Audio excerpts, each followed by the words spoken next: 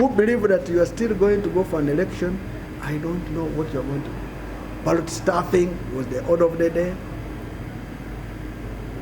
The security was involved from day one up to the end. There was internet shutdown. Why, if you are doing something transparent, why should the internet be what? Shut down. Now, none of you have raised that. We have been keeping quiet to see that some of you would raise an issue that it can be done. We have here what we call, is it presidential hubs, something like that, whereby they have over 1,500 people in that. All of them take NRM. That's why Honorable Bwaru had to lose an election. He had won an election by over 289 votes. But the presidential hub, where the non-existent people brought 1,500, all NRM ticket votes. When they even said we have agents, even the agents look ticked what? NRM, which is, we have not seen that one happen. Now, that one they turn. Here in Bungoko Central, this gentleman called Masava won, I think, with 26 votes. What helped him? The presidential hub, the military. So how do you think that's an election? These are the law we passed. The election, the polling station are supposed to be in the open, not in the closed places where everybody has been success. The register must be verified. Remember, we cleared the register where people did extra, I think in May, April, May. Now, these people they are talking who are coming now in January are coming there recently. That means they were already on a polling station. When did they transfer to that new polling station? These are things we want Ugandans to really look around. In Chikaramoja, in Kanyumu, Kanyumu County, where my boss comes from, you know what happened? They went and threw everybody. They beat people and started taking a ballot stuffing. Everywhere, ballot stuffing. You go on the table, a person is given a ballot already ticked. And there were nobody. Agents which were there were all compromised agents. And why would the Electoral Commission accept such a process? Because they are the ones who ticked, they hand over to people already ticked. Why would you allow people to be chased at polling stations? Why would you allow an army to come in? These are things we need to look at as a country if we are supposed to do it. Of course, we had our own problems during election, and we ate tear gas. People were shot at in Hamudat, in Karamoja, in Moroto, in Kagadi, mention it. But we feel that if an election was supposed to be an election, Electoral Commission should have been that all of us are accorded fairness in the process. So we had a military operation in Bukede, I've told you, in Maokoto South, where our chief whip comes from, Honorable Yusuf Sivambi. All of you know by the time they had already ticked the results. Then there was a fortifying of results. There is a declaration form which is different. They come here, they are doing another declaration form. In Kasese, that was a military operation. You are aware the NRM candidate Mzee Museveni had finished election, but he had to go back to go under command so that they can rig in Kasese. This one clearly shows that this country is in problems, and we expect even worse things to happen.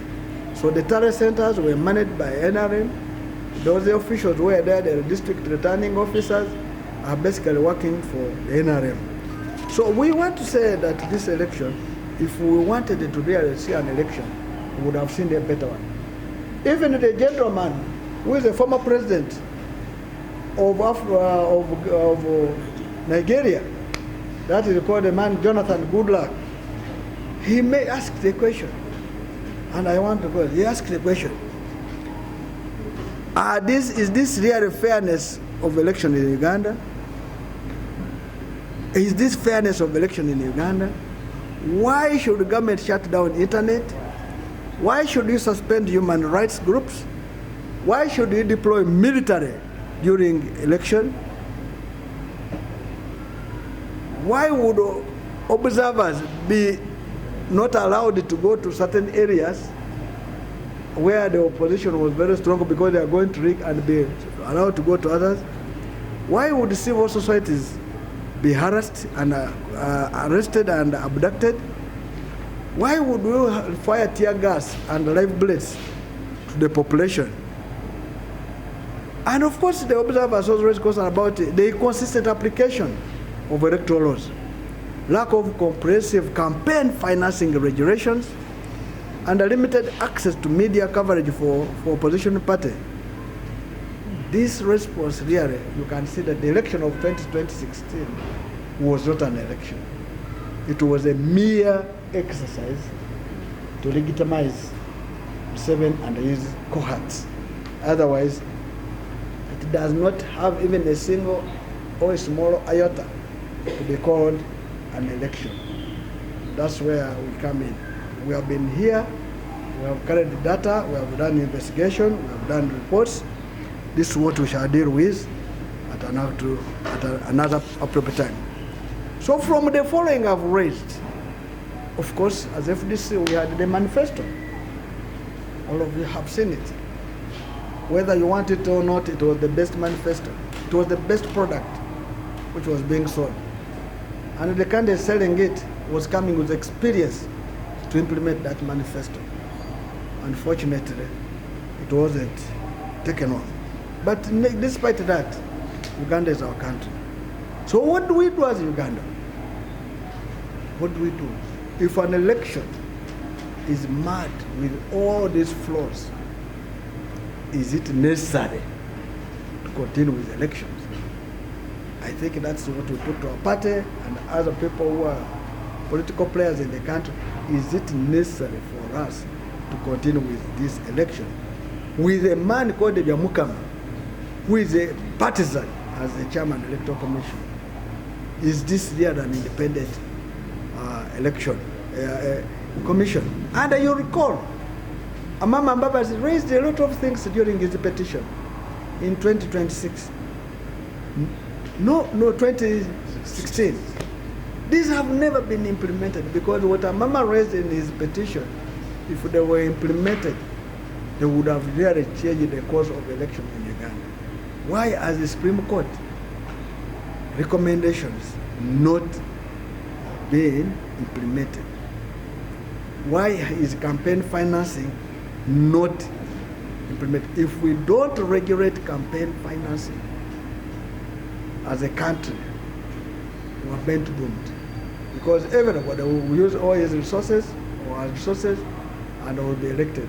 Some who have access to government coffers, like the incumbent, definitely they will carry them. And the government coffers are your taxes.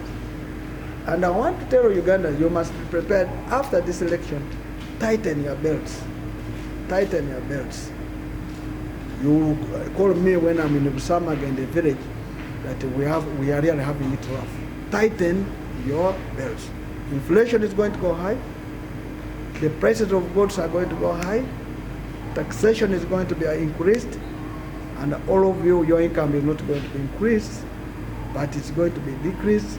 Yet you need goods and services, which are more expensive. And that means you are going to move from the higher, that indifference curve you are in, difference in that curve you are on, where you're a bit maybe not even okay, to even a worse curve. And I am saying, get prepared. Theft is going